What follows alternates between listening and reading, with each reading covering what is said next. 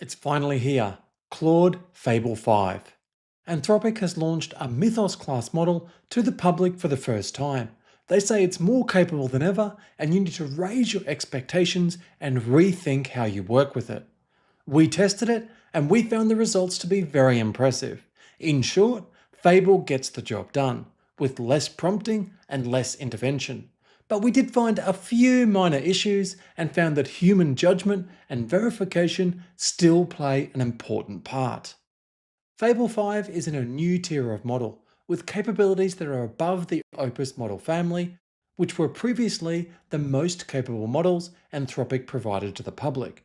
It also sits above all of the other Anthropic models like Sonnet and Haiku.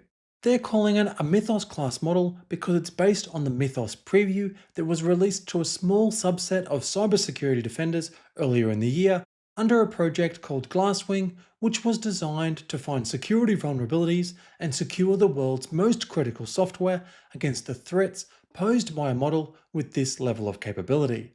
Alongside Fable 5, Anthropic is releasing Mythos 5.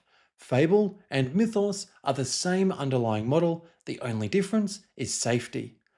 Fable ships with safety classifiers built in, which are designed to make the model safe for public release, whereas Mythos has some of those safeguards lifted, and it's locked behind Project Glasswing, which is that restricted program for an expanding list of trusted cybersecurity defenders. As most people don't have access to Mythos 5, we're going to focus on the publicly available Fable 5 model. Anthropic says Fable is state-of-the-art in nearly every benchmark they ran, across software engineering, knowledge work, vision, and research. And they say that lead grows on the job.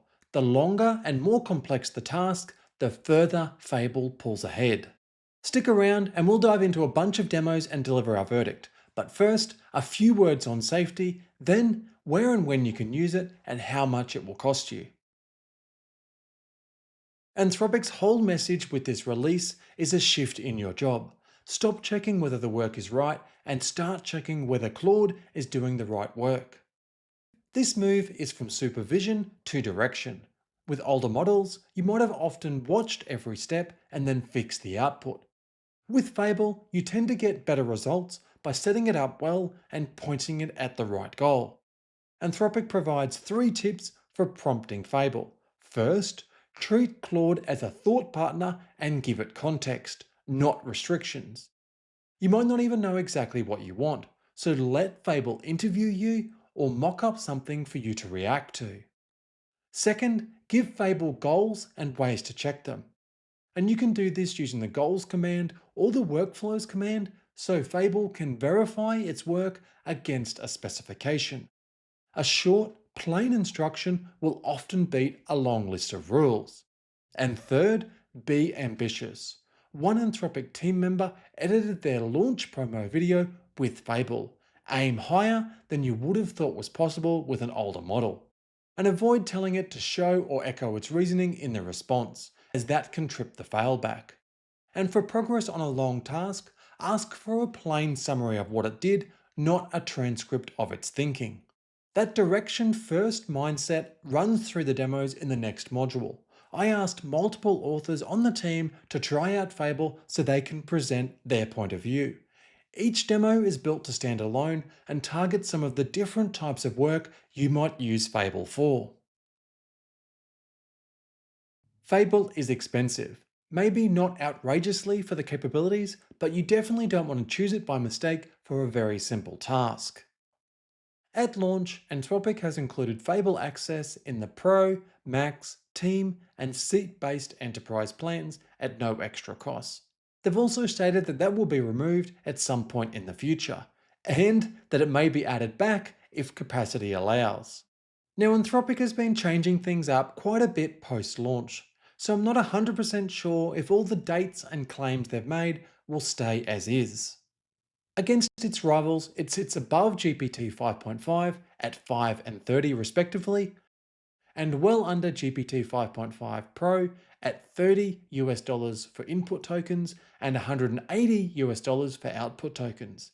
And it's also a good way above Gemini 3.1 Pro at $2 per million input tokens and $12 per million output tokens. And this pricing is more important than ever because Pro, Max, Team, and seat-based enterprise plans will require extra usage to be enabled once Anthropic removes Fable access from those plans, and extra usage is billed at API rates. To enable extra usage for Pro and Max plans in the Claude desktop app or in Claude.ai on the web, you can navigate to Settings, and under Usage, you can find the Extra Credits section and enable it.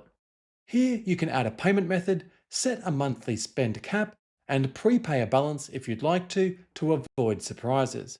Credits only kick in once you've passed your limit, or for when you access certain capabilities like Fable after it's removed from the plan. For team and seat-based enterprise plans, usage credits are configured in the organization settings by an owner.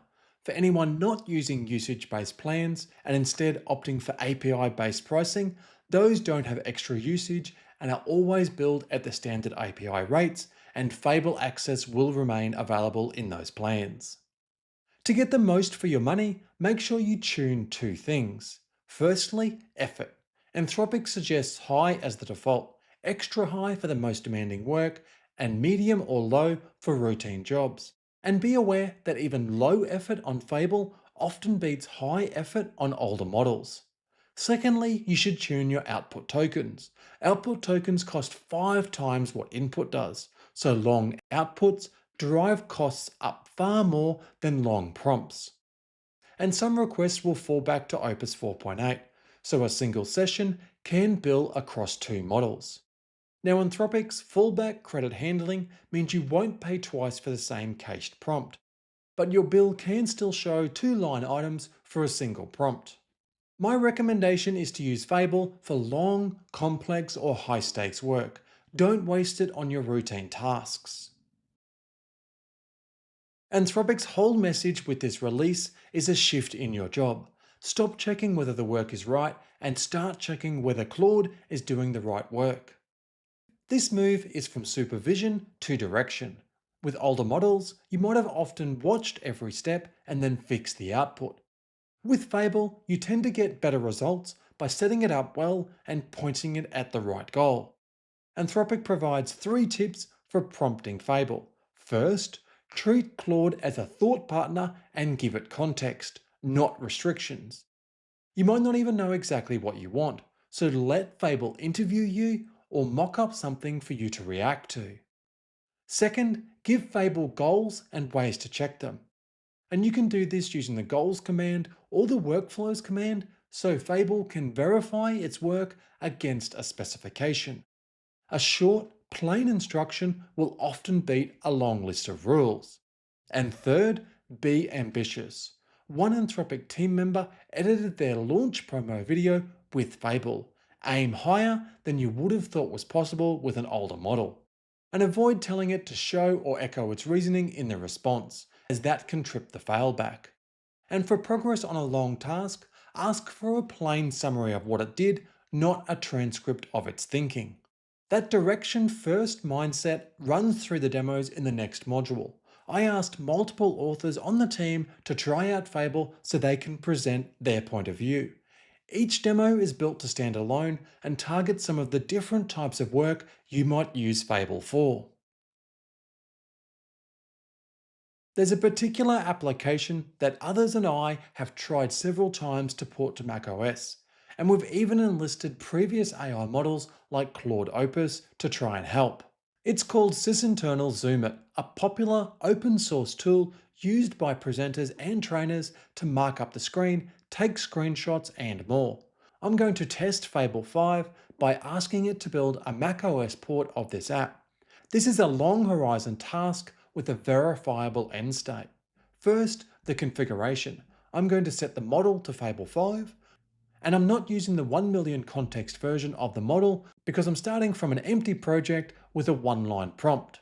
It's not a large existing code base or some large pile of documents, so I'm hoping that the standard context window will be sufficient and that Fable will use subagents and context compaction intelligently if it needs to as it works. I'm going to set the effort to high. It's built for long autonomous runs. And high is the recommended effort level for complex work. And I'm also going to set auto mode to on. This automatically approves per tool permission prompts, so each goal turn runs unattended, which is the whole point of letting it loop. And here's the prompt. Build a native macOS port of sysinternal Zoom It. Build and test it. You're done when it is feature complete. I've also included a couple of reference links as well. I'll just tidy up this prompt after pasting it in, and I'll also make sure that that goal skill is actually working after pasting it. The goal command is unique to Claude Code. It sets a completion condition, which keeps Claude working across turns until that condition is met. Now, the goal command might not be necessary for Fable and this particular prompt, but I'm going to use it to help ensure Fable keeps going, grinding turn after turn until the job is done. Alright, I'll go ahead and kick that off. Now I'm expecting Fable to build and test itself, and then I'll run it myself once at the end to test the functionality. Now, despite my many failed attempts to port this app with previous models, I do expect Fable to handle this task easily based on what I've seen from Anthropic so far. But there's one feature I do expect it to struggle with. The creator of Zoom It, Mark Russinovich from Microsoft, said the panoramic screenshot feature, where you mark an area of the screen and scroll to stitch that together, is a very difficult feature to implement. Alright, Claude is still cooking, so I'll come back when it's done. 28 minutes later, and about $50 in usage tokens later, Fable says we're done, with a nice write-up about what's been completed, and there's a nice little note to expect some permission prompts on the first run. No problems, let's test it out. Alright, app launched. It's in my top toolbar where I expect it to be, and I need to provide some permissions as expected. I'll skip over that. Alright, that's done. Time to test out some features. On-screen typing works as expected. The screen drawing too. Break timer as well. What else is there? Live zoom? Yep, that works too. Wow. Screen clipping? Yep, that works too. Wait, what doesn't work? The UI is all there too. Okay, surely the panoramic screenshot feature doesn't work. I'll bring up the announcement post and try taking a scrolling panoramic screenshot. Here goes. And now I'll check the result. Aha! This feature, as expected, is broken. Exactly the problem I expected to see. It has duplicates and clipping. Let's get Fable to try and fix it. A simple prompt should do the job. The panorama feature doesn't work as expected. It duplicates images as I scroll. And I'll attach a screenshot for context. And now I can send that off. 3 minutes later, Fable says it's fixed. And a quick check. That'll do it. Yep, fixed. I am genuinely shocked at this result. I'm going to put this app to work straight away. Very, very impressive.